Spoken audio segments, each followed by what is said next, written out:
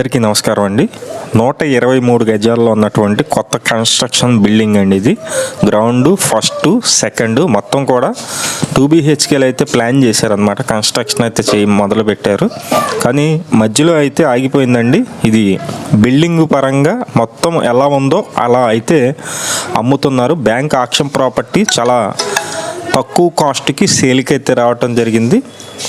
123 గజాలండి. Ground first second రెంట్లకి ఇచ్చినట్లయితే మీకు నెలకు వచ్చి సుమారుగా ఒక 20,000 అయితే 24,000 అయితే రెంట్ అయితే వస్తుంది. అంటే నేను ఫ్లోర్కి 8,000 వేసానండి.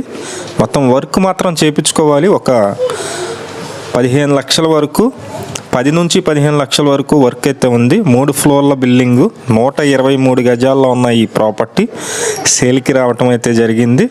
మీకు మొత్తం డీటెయిల్గా చూపిస్తున్నాను. లొకేషన్ వచ్చి విజయవాడ పాయికాపురం అండి, పాత పాయికాపురం అంటారు. ఇక్కడ మెయిన్ రోడ్ నుంచి ఒక 1/2 కిలోమీటర్ డిస్టెన్స్లో తూర్పు ఫేసింగ్లో ఉన్నటువంటి ఇండిపెండెంట్ హౌస్ ఇది.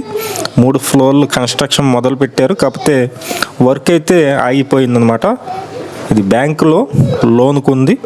ఇది ఆక్షన్లో ప్రైజ్ అయితే రిజర్వ్ ప్రైజ్ అయితే కనుక 52 లక్షలు అయితే పెట్టారండి. స్టార్టింగ్ ప్రైజు 52 లక్షలు పెట్టారు. నేను ఇది సెకండ్ ఫ్లోర్ కాదు, ఫస్ట్ ఫ్లోర్ చూపిస్తున్నాను. సెకండ్ ఫ్లోర్ కూడా చూపిస్తాను.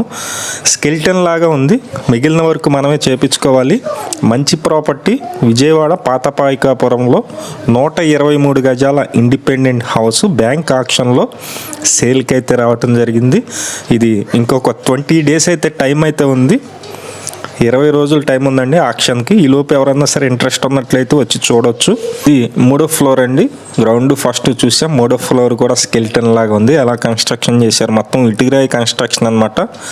ఈ లొకేషన్లో 123 గజాలు తూర్పు ఫేసింగ్ వస్తుంది. ఇది ఒకే ఒక మైనస్ కూడా ఉందండి. ఇది మనకి 4 అడుగుల సందు అయితే ఉంటుంది. నేను స్టార్టింగ్లో చూపించాను. మెయిన్ రోడ్ నుంచి 3వ బిట్టు, 4 అడుగుల సందు అయితే ఉంటుంది. ఎవరైనా ఇంట్రెస్టెడ్ పర్సన్స్ ఉన్నట్లయితే పైన మా నెంబర్ ఉంది, ఆ నెంబర్కి ఫోన్ చేసి చూడండి. Thank you.